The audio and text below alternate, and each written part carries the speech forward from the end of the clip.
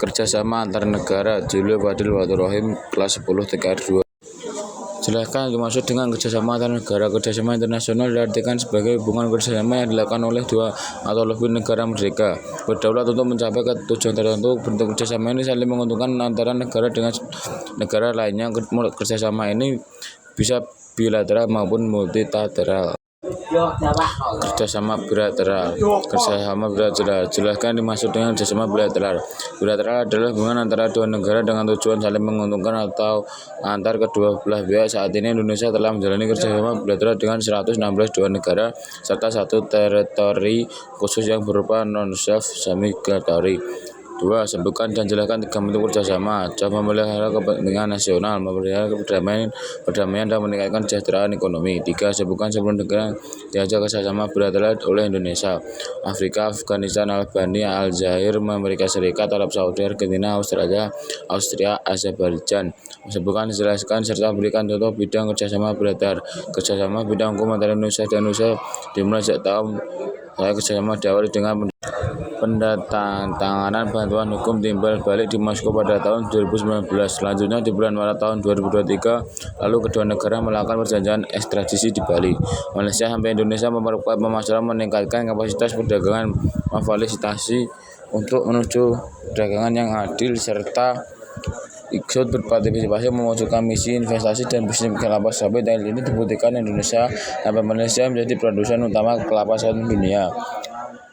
Memperbanyak jumlah sekolah di Indonesia di wilayah Malaysia serta memperbanyak jumlah tenaga pengajar Indonesia pada sekolah tersebut, mengadakan pertukaran pelajar setiap tahunnya, membangun asrama di Pulau Sebatik dan Community Learning Center atau CLC di Malaysia.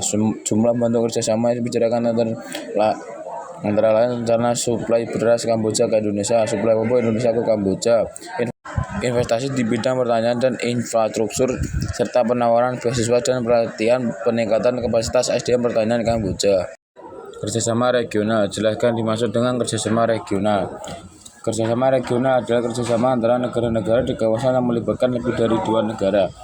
Kerjasama subregional merupakan kerjasama yang mendukung percepatan pertumbuhan ekonomi di kawasan regional. Sebutkan kerjasama regional. Forum Regional ASEAN atau ARF, Melanesian Spearhead Group atau MSG, Konferensi on Interaction and Convergence Building Measures in Asia atau CISA, Pacific Island Forum atau PIV, Inisiatif Kita Terumbu Karang CIT sampai CFF, Southwest Pacific Dialogue SPPD, Vialat.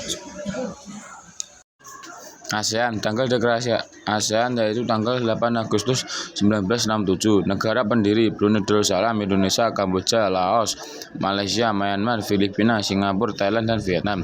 Latar belakang ASEAN didirikan karena adanya keinginan kuat dari para pendiri untuk menciptakan kawasan Asia Tenggara yang damai, aman, stabil, sejahtera. Tujuan berdirinya ASEAN yaitu untuk menciptakan kedamaian, keamanan, stabilitas, dan kesejahteraan di kawasan Asia Tenggara. APEC. Tanggal deklarasi 31 Januari 1989. Latar belakang APEC: perdagangan dan investasi, kebijakan ekonomi dan isu sektoral, serta ekonomi and financial assistance. Tujuan didirikan APEC. Salah satu tujuan dari APEC adalah meningkatkan kerjasama ekonomi di antara negara-negara anggotanya. Concerted unilateralism, yang berarti pelaksanaan keputusan dilakukan secara bersama-sama sesuai dengan kemampuan tiap ekonomi, tanpa syarat resepsionitas. Differentiated in time frame, yaitu bahwa setiap ekonomi maju diharapkan melakukan liberalisasi terlebih dahulu. Australia, Brunei Darussalam, Kanada, Chili, China, Hong Kong, Indonesia, Jepang, South Korea, Malaysia, Meksiko, New Zealand, the Philippines, Peru, PNG, Rusia, Singapura, China, Taipei, Thailand, the United States, and Vietnam. Perserikatan Bangsa-Bangsa. Tanggal deklarasi 26 Juni 1945. PBB berdiri setelah Perang Dunia Kedua dengan tujuan adalah untuk mencegah konflik dan peperangan serupa yang terjadi, mengganti Liga Bangsa-Bangsa atau LBB. Jadi PBB ialah sebuah organisasi internasional antara pemerintah yang bertujuan untuk A. menjaga perdamaian dan keamanan nasional, B. dengan tujuan untuk memelihara perdamaian, mengembangkan kerjasama internasional, dan memajukan hak asasi manusia. PBB bekerja sama dengan 103 negara anggota untuk mencapai tujuan-tujuannya, menyelesaikan penyelesaian internasional secara damai, tidak menggunakan ancaman atau kekerasan, bertanggung jawab untuk menentukan adanya ancaman, prinsip mengenai peraturan persenjataan, kerjasama di bidang pemeliharaan perdamaian dan keamanan internasional.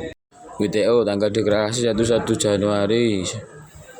Pembentukan WTO adalah untuk menciptakan sebuah sistem perdagangan yang lebih terstruktur, transparan, dan adil bagi semua negara anggota, membuat perdagangan antara negara menjadi semakin terbuka, memakmurkan masyarakat global, serta menyelesaikan masalah ekonomi internasional.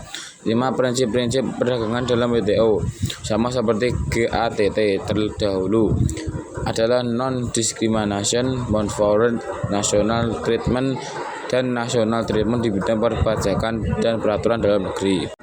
OIC tanggal deklarasi 25 September 1969. Pembentukan OIC semula didorong oleh kepentingan negara-negara Islam atas berbagai masalah yang dihadapi umat Islam, khususnya setelah terjadinya pembakaran sebagian Masjid Suci Al-Aqsa pada tanggal 21 Agustus 1969. Pembentukan OIC antara lain ditunjukkan untuk meningkatkan solidaritas Islam di antara negara-negara anggota, mengkoordinasi kerjasama antara negara-negara anggota, mendukung perdamaian dan keamanan internasional, serta melindungi tempat-tempat suci Islam dan membantu perjuangan rakyat Palestina.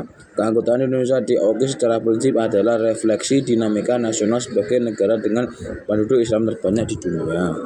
IMF tanggal deklarasi Juli 1944. Memitigasi risiko krisis ekonomi dan meningkatkan pertumbuhan ekonomi global untuk bekerja sama dalam bidang ekonomi internasional adalah mencegah terjadinya devaluasi mata uang. IMF membantu negara-negara yang dilanda krisis dengan memberikan dukungan keuangan pada mereka untuk menciptakan ruang gerak saat mereka menerapkan kebijakan penyesuaian untuk memulihkan stabilitas dan pertumbuhan ekonomi. Terima kasih atas perhatian dan kerjasamanya.